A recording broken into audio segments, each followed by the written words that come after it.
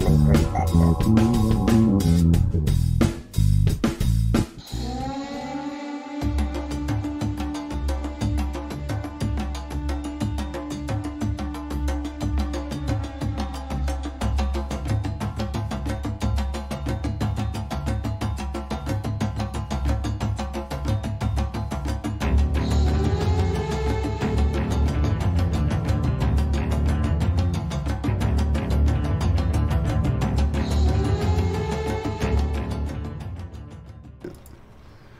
Welcome to Unbiased and On the Fence. Sorry if I'm blowing your ears out there.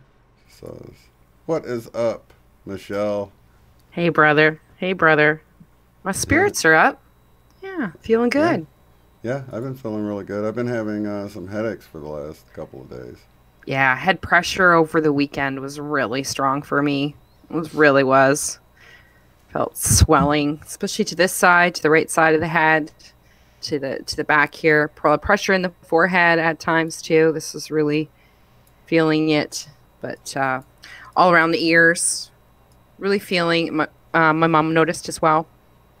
At the back, like the sinuses at the back, really increased with that and a popping. Ear pressure, not last night, the night before, really strong, really strong. Where it's just really, it really feels like ear pressure and feeling it all the way to like pushing in the pressure, you know, in the neck area. So, but it was really eased up. It's eased up today, but I did really notice it. And after I talked to you last week, and then I had a great conversation with Travis, I think on Thursday, really going over, and we were both really like the symptoms were just like bang on to the day for everything that we were experiencing.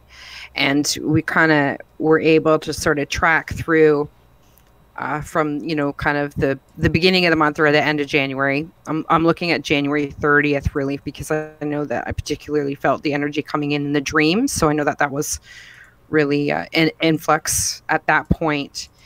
And then felt it work through the different chakras progressively, the different symptoms that you feel in the different areas. And really felt that sort of it going through different activations. And so by the time we talked, we're like, okay, we're like up to here, you know, so it was a previous Sunday, not this Sunday, last Sunday, that I really felt the throat chakra activation. And so we're like, okay, the head's coming next.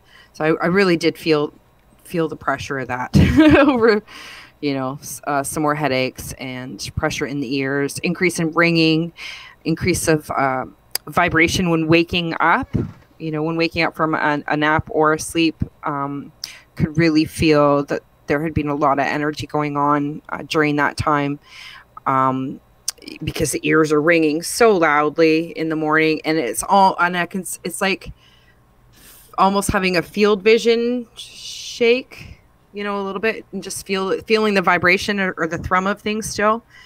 And so it would make the ear ringing fairly loud through the day. But that's, yeah, it's eased up again. And I find during those times too, that can really that's where it can weight hit you as well. And all of a sudden you just feel so heavy, and the bones feel so heavy, and maybe a little more achy in the joints, and then it just flushes through, you know. But so I really feel like that popped, and that was the first sort of half of February of that energy coming in, and I also really felt like a lot of it had to do with purging for the collective as well, because there was a lot of difficult purging involved in this, and I think Travis and I had both expressed in previous conversations feeling like a lot of these things had been worked through for us. So it really wasn't feeling like our stuff, and just being aware of that. And so it was more aggressive physically, you know, as far as symptoms going, and feeling run down, whether it was, you know, he had a bad sinus problem, sinus infection, and I'd had really bad stomach problems as well too. And just feeling those different things. So it really took a toll, and I really was feeling like that was more doing that collectively, like those that have, of us that have chosen to come in here and help be the conduits for that energy, help purge for, the collective. It was sort of time to do that. And I'm really feeling like the second half of February, with the energy coming through, is going to be something more to do with an individual choice. And so I've been trying to work with what it is I'm seeing and feeling in this area, but it has to do with free will, has to do with understanding the free will experiment. It has to do with ability to release and a conscious choice on the individual, more of an individual basis as opposed to collective, and being called to that moment of really letting go of the free will experiment. So that's where I'm at so far. I wanted to share that with you guys. Travis was a great help, sort of working on these concepts and pitting them down and getting the affirmations too that could really feel the similarities. Another great symptom is that has really been strong too is sudden times of like, you just feel like you're getting so much information like all at once, and it's just like a lot of pictures going through your head all at once. Like you just get this flush of different creative ideas, and it's like I don't even know what thing to focus on. It's, for me, visually, it's like somebody having cue cards and just going like flick, like I could do this, I could do this, I could do this, and it's just so many different things. You're like, what do I even do? Like, where do I even start? I don't even know what I should, right? And so we'd both been experiencing that on the same days and really feeling like the flush of it coming in sometimes. And I think that there was really, sometimes there was like, okay, I put a process in, and the specific process or whatever it is, we've sort of chosen to allow us to deal with these energies and release them, or, whether it's grounding or any of these different processes. Right. But other times there was a call to actually just simply do nothing at all and just breathe. Never mind all the process, never mind, the plans, never mind any of those things, but just to completely be in that moment and just breathe, and even allow all this stuff to wash over you and not feel like you have to be pulled into doing any of those things. Even though you're just getting like a wash of, I don't know, I'm not sure if you understand that or you've experienced that feeling. It's like cue cards or somebody's just like so many different ideas all at once. I was actually reminded of, because I've been really enjoying the Wingmakers material and like looking at the art at the same time. And they always draw this like white cloud of like with all these different hieroglyphs and stuff in there. And I think it's not really there to decipher like on a language level. I think it's kind of representative of what you were just talking about. It's sort of this quantum field of possibilities, and it's like none of them's a wrong choice or anything. These are just the unlimited potential that we have at any given moment, and we can take all of these different paths, and they're progression. So it's not like you're making, because this is all about experience and stuff. Mm-hmm. So you just go where your heart leads you, and you can tap into this. What you're tapping into, I feel, is like a field of possibilities. That's limitless. Yes. It doesn't mean that you have to do all of those things, but it's just like, I think there is tapping in, and it's a little overwhelming. You're just not used to it. When you get this tap in, and it's kind of like a shopping spree where you go in there and it's like you got 5 minutes. Yeah. Like, what do I pick? What do I even start with? Yeah, definitely that. And that's it. And sometimes it's like, just take the experience of experiencing that and just breathe. Yeah. That level of awareness that you're still not like plugging into. That's the other thing. Resistance to the story, to any story, has been a big thing. And seeing how stories are used through history, through our own life, through what we see presented to us, in a variety of media ways. Have you looked into like this idea of this other continent called TARDIS and the mud floods, and there's just been a lot The of mud information. floods. Yeah, Yeah. and then like buildings that, you know, I guess they used for the World's Fair and then tore them down immediately and things like that. Have you seen any of these things going around? I've seen, yeah, the mud floods caught my attention like a month ago, and I started rabbit holing. So, What do you think? um, It seemed like it kind of arrived on the scene like a Mandela effect to me. I'm not saying that it is. I'm just saying that it's like all of a sudden it's that's trending. it. Like, But why the- is it trending all of a sudden? Is this something put out to distract from something else? But then all the stories become, it's like layers upon layers of stories almost I'm seeing. You know, there's the like in your face stories, and did they make up a new story to deceive you? But then there's you know, it's the Mandela effect. So then the stories themselves can change. So like, so hold on, where are the rules here? And that's actually made me You know? wonder about this newest one where they say the buildings were built for the World's Fair and then they tore them down. And then there's like a history surrounding it. But is that something that existed before? I mean, is this their way of covering up the fact that, crap, we got these pictures of these buildings that supposedly never existed. We need to come up with a good cover story because this is, I don't know. I'm just, But then they do that, but then things can go and get Mandela'd anyways, and stories change. So, and you know, it's kind of like that's surreal. Like you're like, so you're sitting there, you're trying to figure out, okay, so they just been making stuff up and to, you know, cover up other things or, you know, changing history. Well, we know they change it, but the degree to which they change history, I think, is the real question. And that's the mind loop, we'll say, you know, is the degree that they're manipulating the story of history. But now you throw in another level of that, which is the Mandela effect idea and the different timelines, and that we're jumping on different timelines that actually carry different stories anyway. So then now what do you do with that? So even if you figure out the first one, now you add that layer on top of it, and what are you supposed to do with that? So what do you do with any of the stories then at all? that's sort of What where do any of them mean?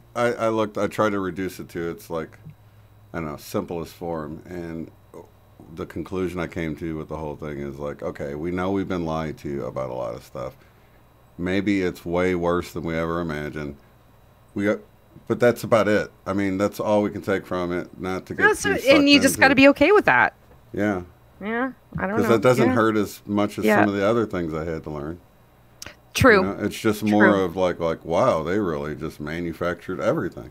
You know, it's Yeah. like, I don't know. But at the end of the day, it's not helpful in any way. You know? But it does make you take a step back in observation yeah, of stories in general, yeah, definitely. you know, and then I think as discernment has come up to the surface, and us being able to see the truth, you know, more, or even discern from people more deceptive or different things, or why people say what they say, you know, like if you've been watching Body Language Ghost. Oh, I love that channel. Yeah. I love that. Okay. And she's, you know, what's motivating? You get an idea of what's and why they say the things they say, or they move the way they move. And to me, it's come down to, well, that's their story. And it's like each person is like presenting a story.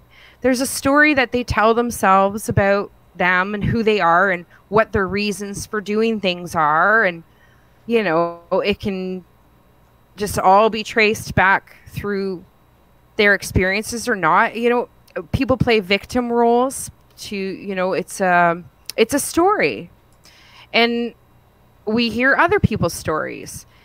I think in this level of discernment, I've kind of been detaching from seeing all these stories, the history stories, the, you know, what was or wasn't, and then the stories as well that we tell ourselves, and the importance to them, and the importance that we carry to them and attachment to them, and the stories we tell about ourselves, and the stories we tell about other people to ourselves.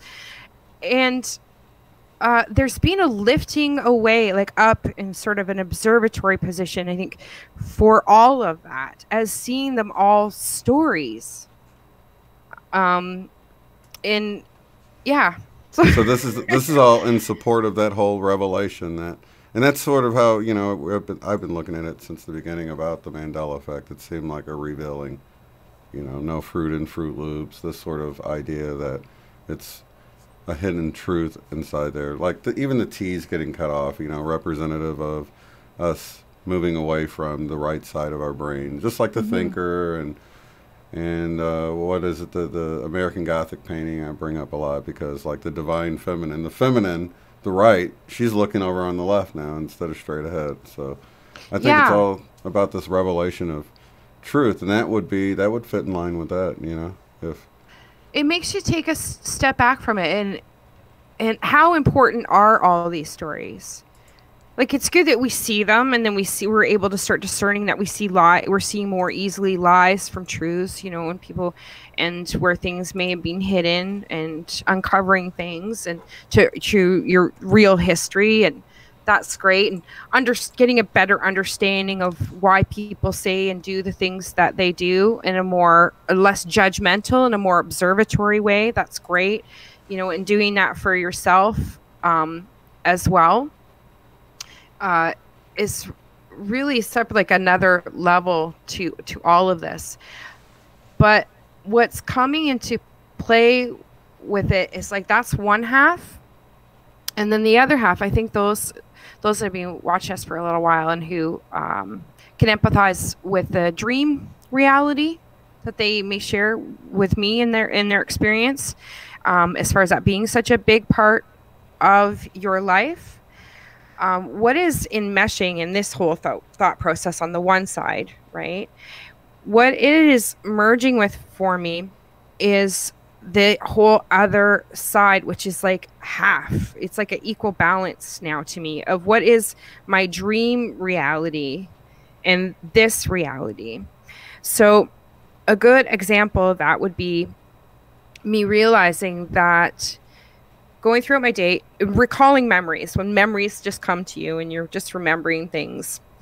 Well, I am spending just about that's like a 50-50 of memories that are from life, or like waking life, or memories that are from dream life. I wonder, has anyone else been getting this? Because I've been dealing with the same thing where I have to wonder if I really did that or if it was in a dream.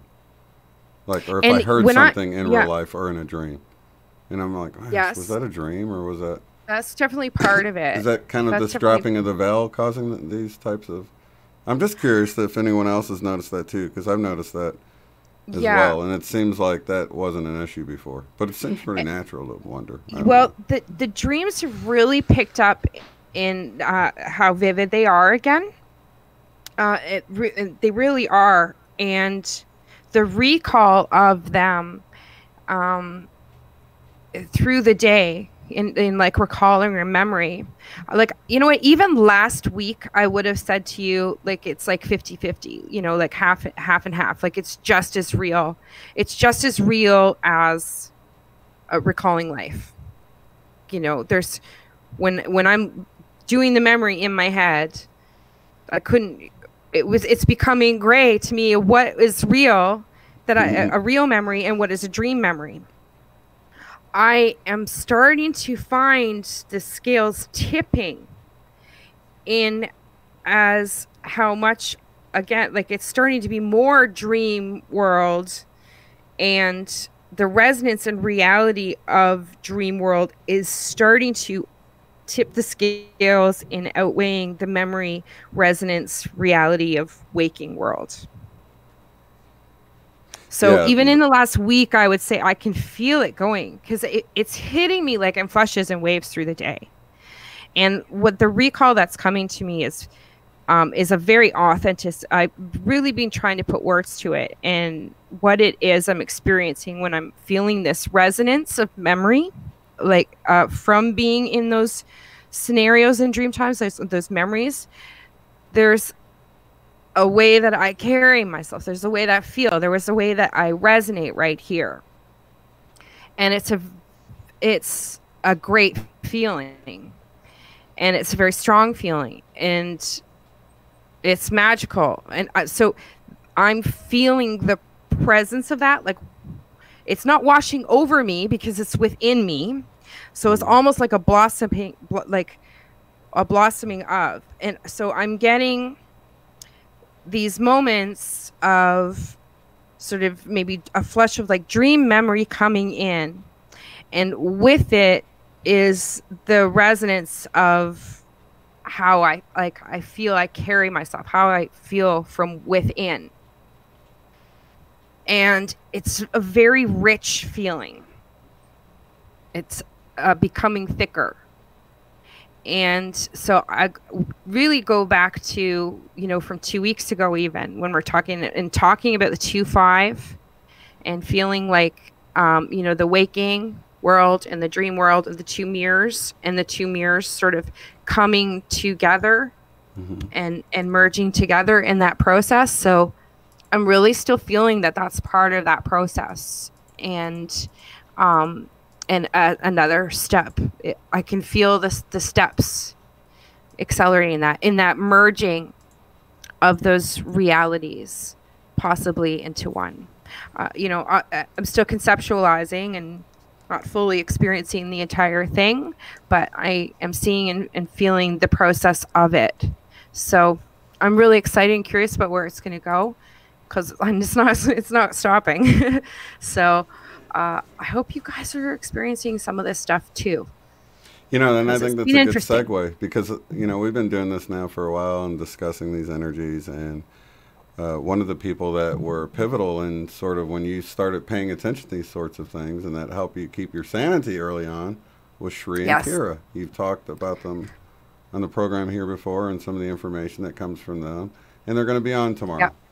So they stopped me from thinking I was crazy.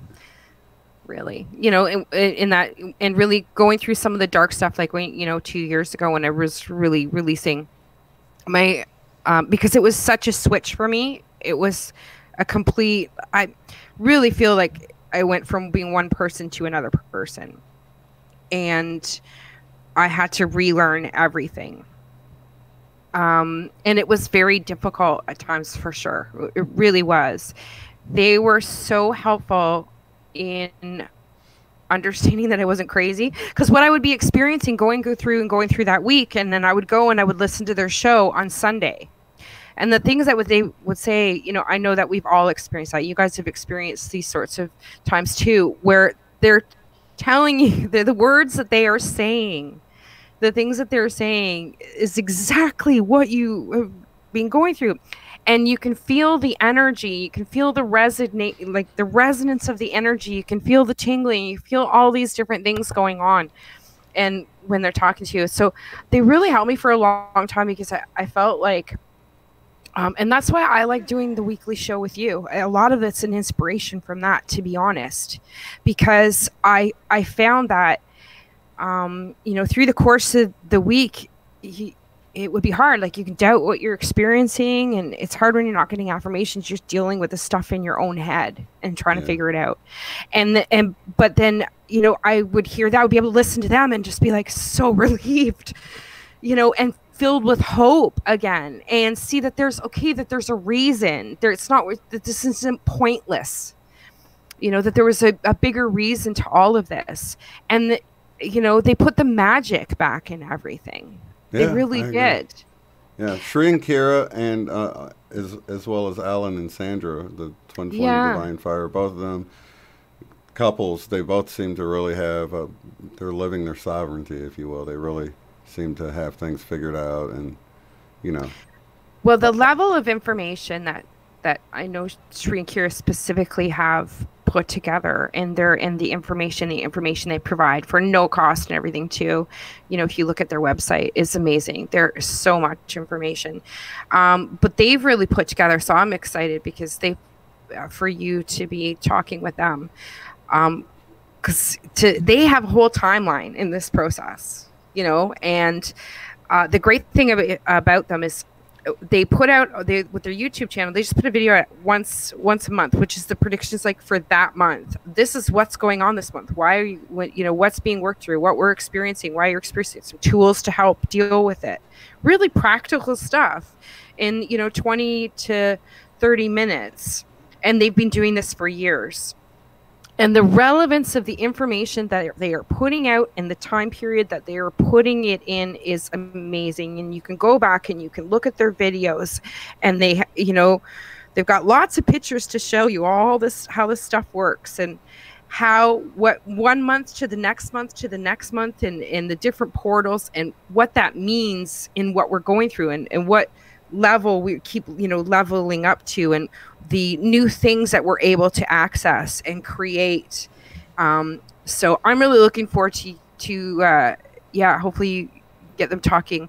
What is this process what is the timeline that they talk about? What is to be expected in that, what can people look at just to get a better understanding of what this ascension timeline is? Like an overview of the whole process. Yeah. Cool. Yeah, I'll definitely bring that up. Yeah, because they certainly have a lot of specific information. So, yeah. Very nice. Magical people. Very. Yeah. So that's exciting. I was like, oh, I was starstruck. When you told me, I was like, wow.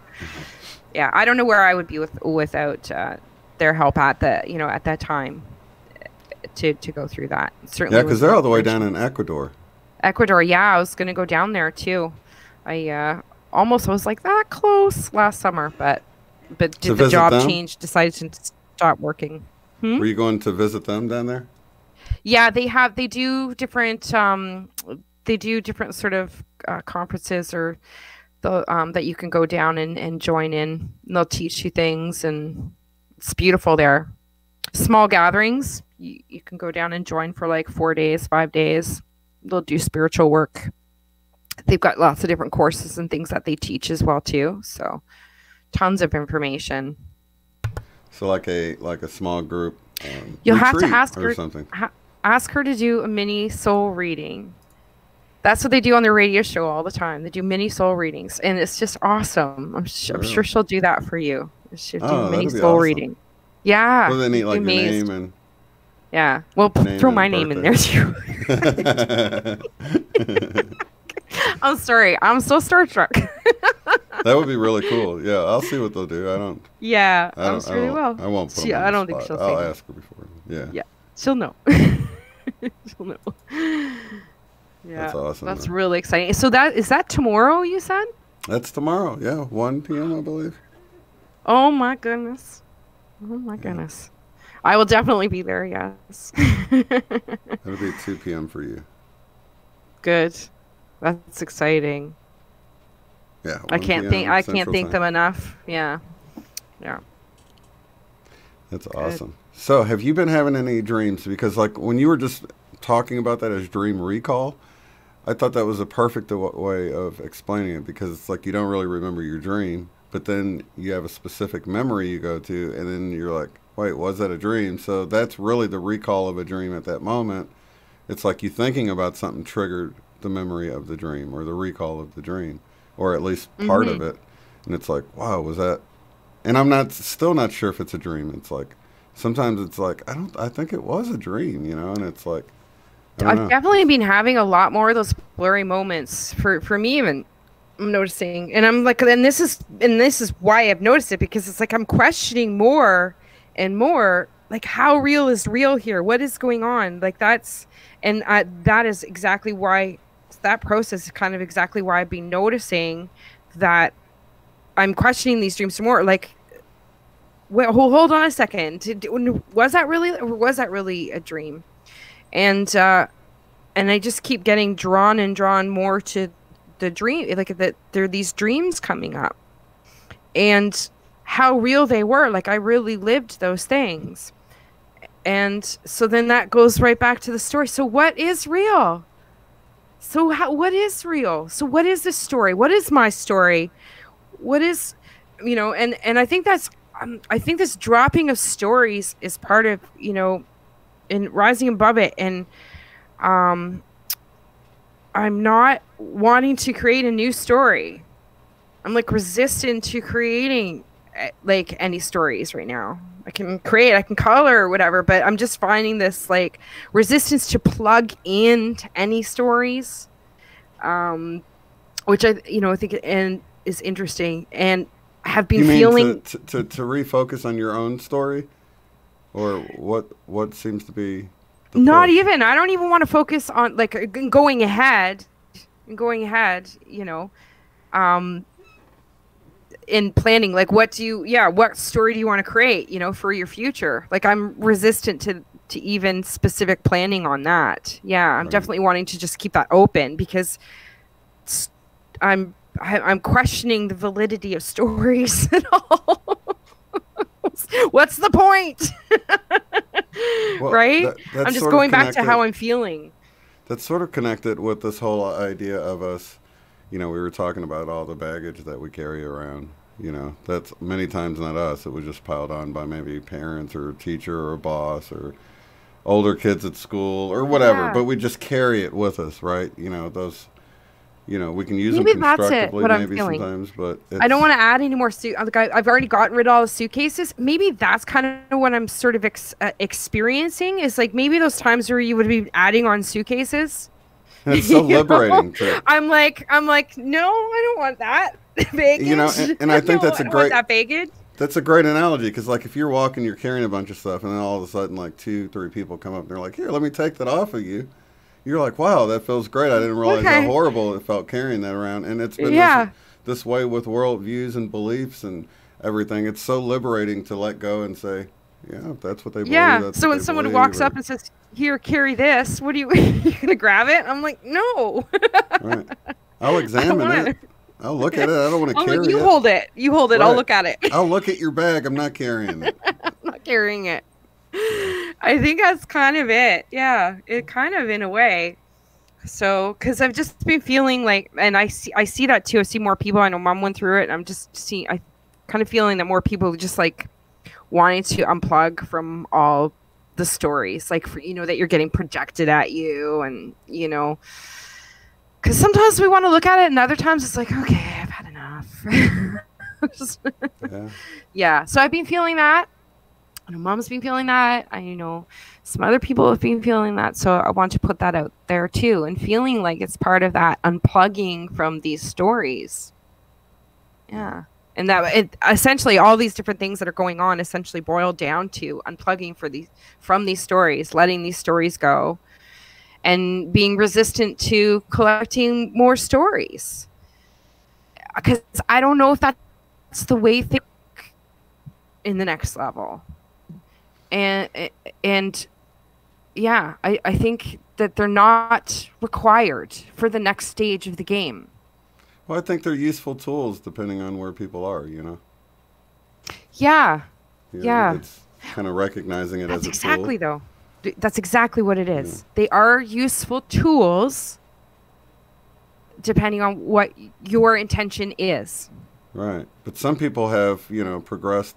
Like, say you're awakened to all the mess going on, then you don't need to really get sucked into a disclosure project that's telling you all the things you already know. And then, maybe you share a link or something like that. But I'm just saying that, it's easy to get pulled into things that, if you're disseminating the information, that's one thing. But if you're just hearing, if it's a preaching to the choir sort of situation, it's not being used in a useful way, the tool, you know what I mean? Unless you're using it to get out to other people that it might be more useful to, I think this is where we're kind of like fine-tune, maybe kind of fine-tuning now, because sometimes we can, like, there's good when you have curiosity, when you want to learn more. It was something, when something draws you out to be curious, to look, to, explore, the heart of the dig a little deeper, learn the truth. But if it sucks you in like a suction cup sometimes, and you're getting emotionally run, or you're getting that Pavlov's dog thing going on, right? Which you'd be surprised when you can detach. You'd be surprised. Like, that's what all the devices are meant to do, really. And even the news can give you that. You're like, oh, what's going on, right? We want to see stuff. We want to see stuff going on.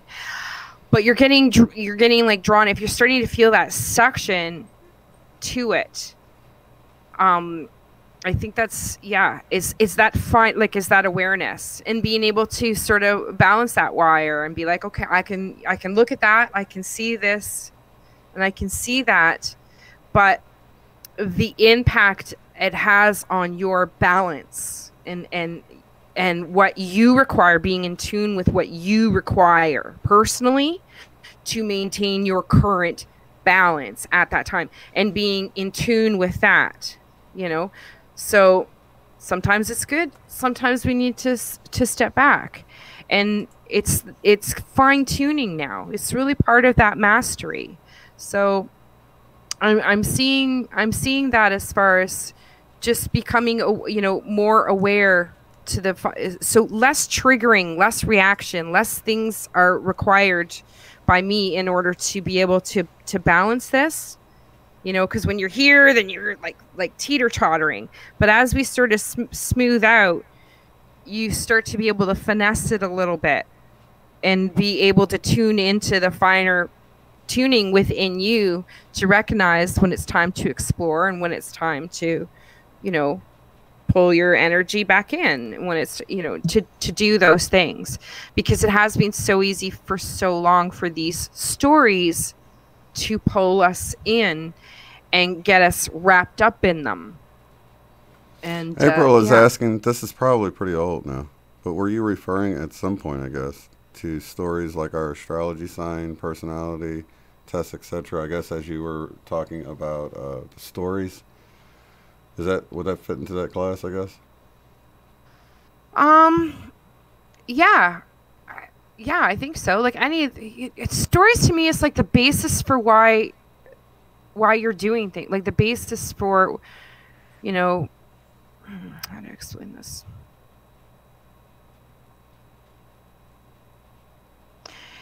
It could be, it's more like, it depends on like how much you're attached to that story of who you are. Like if you're like, okay, so I'm Aquarius, like, just so I understand, I hope I understand the question.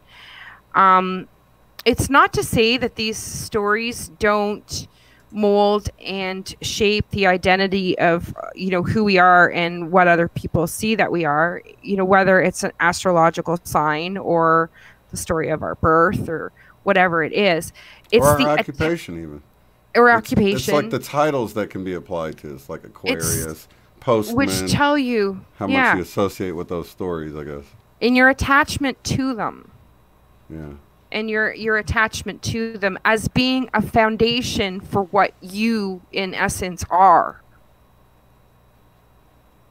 So when we really start to get to the nitty-gritty of who, in essence, I am, you know, you are, I think it's great to release these stories. Doesn't mean that they're true or not true. But they're part of this reality, this sphere here. And in being infinite beings and being sovereign beings is remembering that we are much more than that. We are much more than that, than those stories of this reality, as in what's the story of my childhood, or what my career is, or what my astrological sign is, or any of those different things. Because I realize that when I go into dream world, a lot of those stories disappear. So, and it changes actually much of the resonance or perspective from which I interpret everything. I hope that makes sense. Yeah, that's deep actually. Okay. Trying. Now I'm sitting here thinking, wow, it's like, that's pretty telling when you just realize how much falls away in the dream world. You know? Yes, and so I think that's what I'm identifying with. I'm identifying with my, I think, more real identity, who I really am, is in that dream time state, right? Because a lot of those stories are stripped away. There could be other stories in play, but so I found an underlying connection of truth and resonance to the I am within the dream realm that is carrying over to waking realm. And there is an very much, it's not even aspect. There is the concept to this larger identity not requiring stories. And feeling that, because if going through different dream worlds, if I'm carrying that same feeling that I'm identifying with, or identity per se, through dream, but the scenarios and stories in those different dreams could be different. What if I'm a man in one dream and a woman in another, or a young child, or I could be through many different scenarios. But that identity maintains the same, so it doesn't matter the story. It's kind of like a video game when you hop in and you choose your character, and now we're sitting here trying to remember we're not really this character we chose, and we're trying to remember this higher aspect of ourselves that can play multiple games with multiple characters, and we're trying to get back to that point of realization. I guess, like, that's not you. That's just what I'm your avatar here in this experience. Yeah, and it's like I'm going in and I'm remembering all these different characters that I've played in dreams, but the honesty of who I am in those scenarios, there's a realness to that, which is more lush than even this. Right. Yeah. And it's like we're trying to get back to the point where we're in the game lobby and we realize that you're outside the game, you're picking characters and you're making these choices, and Yeah. I powered up. I did my save point. I got everything's full. Yeah. I want all my skills online. I want all my skills online. That's funny when they have, like, in some video games, you'll have so many skill points you can use on things. So, intellect, speed, stamina, whatever. The games are all different or whatever. But, you only get so many, and you got to use them wisely to kind of line out the type of life. So, okay, if you've got easy parents, you're going to have to go through this because of that. And if you, it's never like, butterflies and rainbows the whole way, though. No. What's the purpose in that, right? No, but what I love is when you ever have a game where you go through and you play the whole thing, you play all the levels, and so you've got all the ammo, you've got everything, you've got all the suits and the skills and everything, and then you can go back in and play the whole game with all the equipment, all the skills, all the tools, and you just annihilate everything. Yeah, or sometimes you can just look online and find the God mode hack, and you go into God mode. You can't be destroyed. Exactly. You never get tired. You full energy, full shield the whole time, and you run the game. I want the God mode. Have you ever done that? Yes, I know. I did that with Ghost Recon years ago. I got that, and I found that and then I could not go back and play the game after that. It just was not fun. Yeah, I did it with God of War. It really is Did it ruin it for you too? Like no. Oh, it didn't. Okay. No, but I mean, like, going back to playing it the normal way, was it ruined? Oh yeah, no, you don't want to. No, because why would you want to play with your hands tied behind your back? Exactly. Right. I'm done playing that way. See why it would ruin our experience here. Exactly. That's it. You're gotten the God hack. The God hack. That's what we're wanting. I want the God hack upgrade. Yeah. What's the code? Some people are not probably liking that. Maybe right now. I don't know. I'm sorry. I think it triggers you. That's just. I think. It's called. I think God it's. mode. But in essence, that's kind of the idea. Like I kind of feel. Yeah, I kind of feel like that in some way, and that with these activations, and attunements and things coming in, it was so strong. Like I'm still really struck by the dream I had 2 weeks ago with the telekinesis. I've never had a dream like that before. And I've dreamt a lot of crazy shift, guys. I really have. So that was really wild. So why don't you remind them? It wasn't very long. Why don't you remind them so if anybody's here? I see people. Well, that weren't here. I had the Inception type lucid dream where I was dreaming, and then I woke, thinking that I woke, but I was actually still dreaming. But I was so sure I was awake. Now the thing is that usually I have tricks and tools to decipher when I am dreaming, and so using those can go, haha, I'm dreaming, my rules, right? And but there are these times are separate. When I do, this energy's coming in, I feel the vibration of it, and when I do those tricks, the results tell me that I'm awake.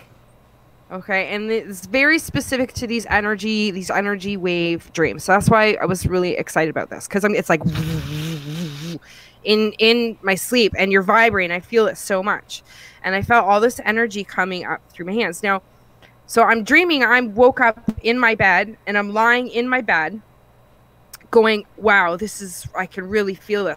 I'm really awake. I'm really experiencing this right now." And could feel the energy coming out of my hand, and I could see it like a web coming out, and I could see the detail of the web so cleanly and so clear. And I was picking up this stone.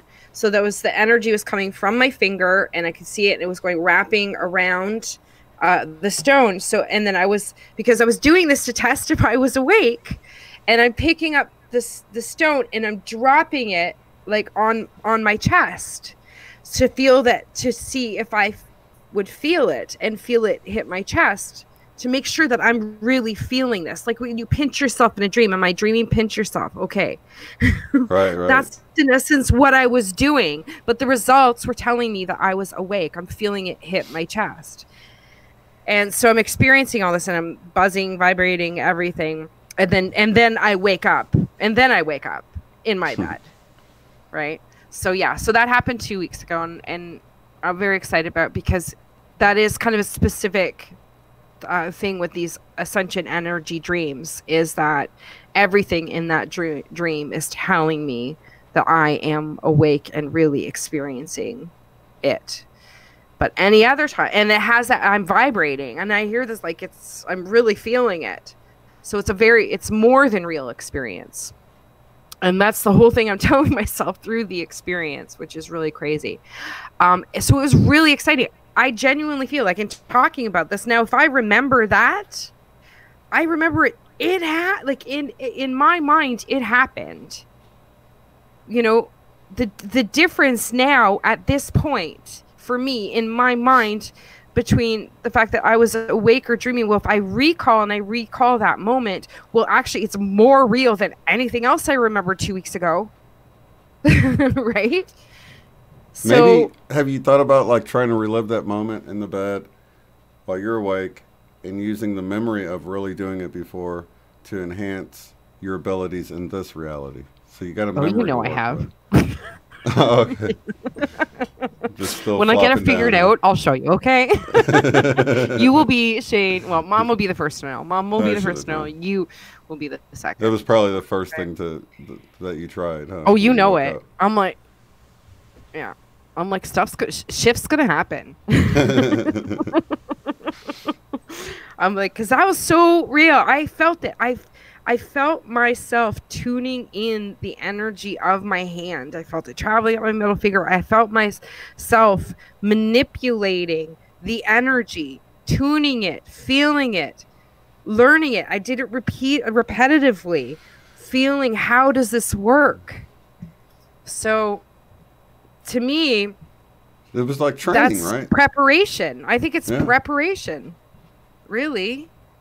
Like, how real is it in that mind now? So once it's that real in your mind, how possible is it as a reality? Mm-hmm. Everything I'm learning, telling me now that I've learned up until this point, tells me that that becomes a very real possibility.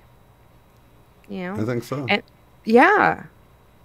Training or preparation, just like you're talking about. And I think that's what the other ones were the ones I had where we were practicing flying above a swimming pool.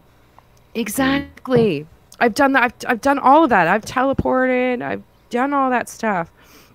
I've flown the spaceships. I'm like, let's go. So I was like, telekinesis, yes. You know, like I don't know. I'm feeling like it's an intro. Sounds crazy, but I don't think it is. Like a torsion fields. I'm learning and all this information about torsion fields is coming up now, and this is not crazy. This is actually there's science. There's actual science behind this. So as that information, you know, came up in that experience, I've been finding that I'm having information drawn to me to tell me and show me that there is actually science behind this, which I know, but uncovering more and seeing the reality of these changes on a scientific level, not just a whimsical level, right? Yeah. Not just imagination. But that's the point. For me, this is the story from the beginning.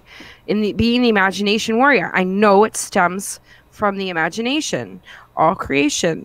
So it's like this is our it's part of how we play this game. It can all be played up here. And it's just learning how to do it. I think imagination is a lot realer than we think. You know, we think you're just like imagining something in your mind that's not really there. And I think we really create it. That's it. Our mind's really creating it there. And like, that's why when we dwell on something, we can manifest something. So I was just recently talking to Atsuko about this, you know, it's like, you know, if you're meditating and you're, you know, how do I know it's my imagination and you're really thinking about this? And I don't know. I think, you know, I don't see much of a difference between something that's there and the imagination. I see it as more of the same we just don't realize how real it is. You know what I'm saying?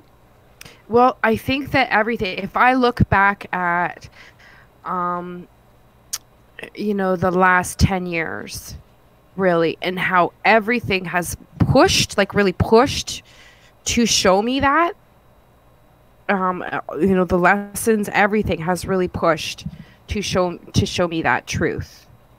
Mm-hmm. and the power of it, you know, in your creative ability. And then, you know, and then in the last 2 years, like really seeing how that power has been kept from us. Mm-hmm. Oh, no, it's like, no, you really are powerful. And this is what you haven't seen, you know? And so now as all that's being lifted off of us, the realization of potential alone is explosive in the, you know, within the imagination and our ability to manifest. And I always come back to 2 years ago, the first time I got blasted with the energy, this energy is going to allow you to manifest instantly. You know, in other words, what you're creating here, you can bring within existence. Now, 2 years ago, that sounded crazy, but I'm really seeing more and more that really is what's going on, and why we need to control our own minds, have control of that, not be emotional. You know, that's why they want us emotional, victimized messes that can't make a decision, you know, for themselves, or everything's a temper tantrum, because you can't create anything masterful that way, you know, without having that control. So, because you'll just create it at random. But if you're actually fine tuning, you really are able to create with set intentions. Well, it does seem that like they're trying to keep us busy with stuff all the time. Because if you're busy with stuff, you're not creating. That's right. And even on a very natural level, if you're going to create anything, you're going to think about it. Whether it's a piece of art or something, you're going to think, well, what do I want to do today? Or here, I want to make this table. It's going to have 4 legs. And you like, you know, it's all done in your head. And then you manifest it. So really, it's like us learning about the ways we can manifest, we can bring things about. Maybe you can pick up a piece of charcoal pencil or paint and create something on canvas. Maybe you can go cut the wood and create this table in the real physical. But what else can we do with the power of our intentions? What other tools of manifestation do we have that we don't know about? Well, and I think if you look at is it the wing makers? Or is that, that material? That raises a whole bunch of other questions, and actually really what our manifestation abilities are, to actually create within your own hand, to be able to pull something into existence itself, and understanding part of this coding, and understanding creating a template for something, ionizing it, and it then taking form and attaching form, and through plasma manipulation as well. Like, there's science behind this. Like, this is not, it's actually the science that's in place and through the schools has been dumbed down, like a distraction, from this whole other side of actually how things really do work. And a good example of that obviously is, Einstein versus Tesla, as far as the attention that they got and the work that they did, right? Mm-hmm. But, so we're seeing these new sciences and more exposure going to other fields of science that weren't given the attention that they deserve, through the education system. That actually explain possibility of so much more than how we think the world works. Just like politics, I think it's going to need to be torn down and complete overhaul. Restructure. Yeah. April had a question here. Let's see. Ask Michelle about scribing our intentions and what can block it. Sorry, say that again? Scribing our intentions? I guess, did you mention something about writing our intentions down that maybe she's referring to? I definitely did do that for a phase of my life and found that to be a huge benefit. One of the best tools I ever did was, in going through a dark time, was writing down 5 things that I was grateful for that day, 5 things I wanted to be grateful for in the future, and then selecting one of those things and describing it in greater details and how it would feel and how I would experience it, and sort of putting that feeling behind it. So it can really do a big shift to perspective. So is that what she was asking? That sounds like it answered it pretty good. Okay. I can't recommend that enough. And I can go back to those journals now, and they're all covered in check marks. What's that? Do you feel like there's anything that can block it? I think that was the second part of her question. What can block it? I think the biggest hurdle is... What can block it? Resistance to change. Because in order to bring in the new, we often have to release the old. And that's often one of the things that can hold us back the most. Actually one of the bigger things that can block it, that and the fact that your own expectations on how the thing is to come. And that is why I always say focus on how you want to feel within that, how you want to experience something, not how it's going to happen. You have to take the limitations on how that experience is going to come to you, and open your mind. So you may block the things that you perceive you desire because of your expectation and how those things will come to you. So it's like somebody's knocking at your door, and you go and you look at, like Andrew Martin said this ages ago, and you look through the peephole, and you're like, nope, that's not what I ordered, right? And knock again, nope, that's not what I ordered. Meanwhile, if you just open the damn door. So yeah, that can typically be because and this is where releasing the free will. And I think if I come back to, again, bring it around, the last half of this month, I feel is going to be about this free will question, because you have to release how things are going to happen, in the shape and the form and everything, and simplify your experience. And then release, and be grateful that it's already there. That it's in the works, it's a lift and release with gratitude. And I think that's what often happens. I think that we get to that point of like setting that attention and putting that out there and creating that visualization. We've done a wonderful job with that, and we've applied feelings to how we want to experience it. But you have to release. There's a lift and release, and it applies a push off with gratitude. It's like you have to give it a little push with gratitude, and knowing that that is already going to be your experience. So yeah, so we can often want to hold on to it, and say, I hope, and be checking every day for it, and yeah, and then get frustrated when you start to have those little thoughts. Oh, I don't know. It's not going to happen. It's not going to work because of this, you know, and there we go. And that can clinch us all up again. Mm-hmm. Okay. That might cover what you're saying. She said instant manifestation and our intentions and thoughts. So I think that's, I don't know. Instant manifestation is going to be a whole other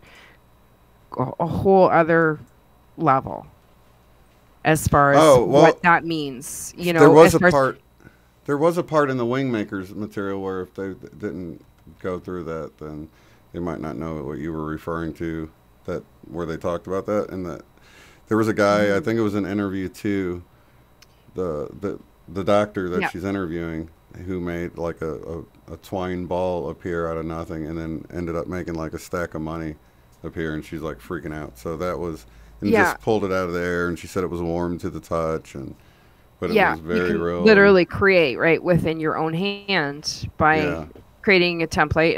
It's an understand, but it's a and that's a different thing. Online too. Yeah. Mm-hmm.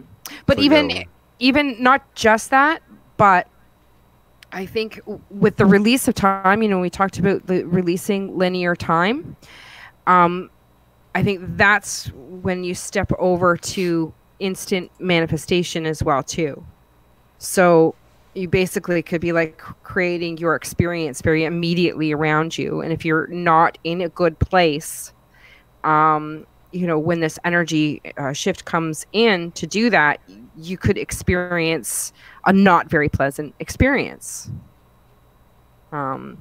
Because that's what you're projecting. You're projecting so instantly. So if we are creating our life, writing our story, living in gratitude, shouldn't it work out the way we write? And my answer would be, I think we work in conjunction with our higher self, and that, you know, we don't really have the whole playbook. Yeah. That's my personal That's exactly what I said. Don't think you have a better story than God does. Right. So, and that's where you're free. That's your story. And I think that's the thing. You may get locked in, you may get tripped up because that might not be the truth. You know, your story that you're configuring right now for yourself, that's your perception right now. But that may not be the ultimate truth, and that may not be the ultimate truth of what your experience is supposed to be here. And I don't think that's part of what this experience is, and that in releasing that free will back to God, that there is that higher plan, that there is a story far better told than you can perceive, even have the ability to perceive right now. So the more you are attached to your story right here, you're going to be, as that energy comes in and wants to lift you're going to be, it's like clinging to the rocks down below you. And it may sound like a great story, and live it while you're here. But when the moment comes, let go, because you have to realize that when the choice is presented to you and that moment comes, you don't, you've got this all mapped out over here. You think I've got all this mapped out and I put all this work into it, right? And I don't want to leave it. Mm-hmm. I'm not saying how you're going to leave it, but it's just part of this choice. It's just part of this process. But the releasing to know that in your love and trust in God that that there is a much bigger plan. There's a much bigger truth to that, which is more valuable to your higher self and your soul's progress than all these plans that you have made. And in that moment, are you willing to release those? Are you willing to let all those things go in trust? Right? And it's funny that you say that, because I'm like sitting here thinking about what's really going on behind the scenes and kind of how I view it, and whether you're calling it like a guide or a Holy Spirit or your angels or your higher self, God, the Holy Spirit, all of these different views of this sort of divine guidance that we get, right? And it's almost like if you wanted to play a game, but you wanted to make sure your choices in the game were the best choice. So you could divide yourself off as this overseer with all the information, right? But they're like, sort of like, I don't know, the person, they're like an escrow account, they're sitting there with all the information, and this person is guiding you with all the information, and that person's making all the choices for you in conjunction with you that you would make if you had all the information too, because it's really you, you know. So you're going to get this help. So you could be like, I want to manifest a winning lottery ticket all day long, but if your higher self knows, no, dude, that would lead to a life of, you know, drugs and rock and roll lifestyle or something. You know what I'm saying? You just never know. If that's like, so it's not going to let you manifest that lotto ticket because you wouldn't if you had all that information, you know? So I think great example. We've got this guide or of whatever, however you want to view it, that helps us along our path. And if we're going to make a choice that's going to screw up the reason we're here to begin with, then, you know, it's just not going to happen. That's how I feel like it works. Yeah. I think, you know, and what really helped me was, you know, over the course of the last couple of years too, was putting my trust in this. And I think Shri and Kira might have even taught me this one, was putting my trust in my higher self. That I did understand that there was this deep within me that did know. Like, I really could feel that. I really could feel the truth of that. And I was able to put my trust in that. And to know that what they want you to experience is, you know, joy, bliss, abundance, and love. And to be able to get to that point. So I'm good. So we're good. So we're on the same track. So, you know what? You know, sometimes I may think I want to go this way, but, you know, that door will keep shutting or it won't want to go because there's a better way. How smoothly, how quickly or easily we can be okay with that, you know, to be like, okay, and just move and head up and see the signs and listen, hear the synchronicities, feel what you feel inside, and be intuitively making our choices. I'm kind of feeling it as opposed to the best laid plans. And there's a liberation that comes with trusting like that. There and is. I think with the whole, even, you know, you think of the Bible and the whole story of Jesus right before the crucifixion. He's like, you know, take this cup from me. I don't want to do this, but not my will, your will be done. So like from that 3D perspective person, it gets back to what I was just talking about. If he had all the information, he would have went through with it like he did. So that's why he trusted in the will of the Father, so to speak. So I think it's like a perfect example of this whole thing I'm talking about. How, you know, we might not always see the whole picture, right? So you got to sort of trust this higher perspective, even if it seems like something you don't want to do. Because a lot of times I know it's from a higher source because it's something I don't want to do. You know, it's like, I wouldn't have come up with that. You know what I mean? Are you serious? Really? Have you felt like that? Well, I think, you know, the very first time something happened to me like that, you know, it was like we had left church and we were going to go to this restaurant, White Castles. And, like, I remember telling my mom, don't go to White Castles. And, like, immediately after I said it, I'm like, why did I just say that? You know what I mean? And she's like, no, you got to trust your intuition. I'm like, but the burgers and the shake, you know? And I'm like, well, why did I ruin that for myself? She goes, no, we'll never know what would have happened if we went, but you should always pay attention to that inner voice, you know? And that was. Yeah, exactly. And I think that's it. And I think that you know what, if you can start to just flow with that, and you know, it's hard sometimes. We get that pull, you know, we get this, oh, it should be, and I've really been dealing with that too. Like, just in resettling in you know, and after the move and resettling and sort of having to develop a new schedule, a new, you know, way of doing things. But like anybody does when your physical surroundings, you know, change. So you have to start reprocessing your day differently and the timing and how do I want to construct my day and what do I want to do? What should I be doing? What do I need? What do I have to do? What do I want to do? What do I don't want to do? And really slowing down with those questions and going through that process. But ultimately sort of finding a resistance to planning and stories. I say just go with the flow. You'll end up where you're supposed to end up. And exactly. I'm doing what I want to be doing. Yeah. And it's feeling good so far, you know, just kind of taking my time, just floating. I keep getting the visuals too, you know, it's like the waves come in and they can toss us about, and so we can kind of do this, but if we keep struggling splashing around in the water, you tie yourself out and you're gonna feel like you're drowning. But if you just go float back on your back and just, tread water, it's not so bad. You don't have to see everything. You can't see everything that's going around because you're just looking up at the sky. Yeah. Floating on your back in the water, but you can feel the water. You can feel flowing with the water, and it's a lot more relaxing as opposed to, looking around and spinning your wheels, treading water. Yeah. So that's kind of how I'm feeling. That's good. I say just keep riding the wave, right? Yeah, exactly. We're gonna get I think hit with some good ones soon, so we'll see. Maybe I'm catching my breath now. It's like, and breathe. Well, I wanted to bring up the fact that Angie Dollar is having a group meditation here in about 15 minutes. So if anybody wants to join in, I did include the Zoom link below in the description, and that's going to start here shortly. It's right under Michelle's link. You'll see a little line and then the information to hop in there. Perfect. So we'll be back next week and see what's happening, right? We'll see what's happening. I'll take notes. Yeah. Yeah, hop in tomorrow with Sheree and Kira in case you have any questions. Oh my gosh, I will. Yeah.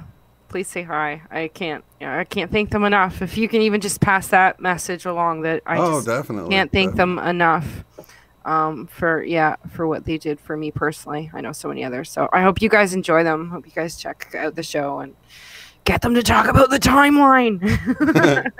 I will. I'll ask them. I'll be reminding you. It's okay. Well, lots of love to you guys in the chat. We'll see you on the next one. Thanks again, Michelle. Love you guys. Thank you. If you'd like to support the work I do, go to paypal.me/UOTF. Thanks.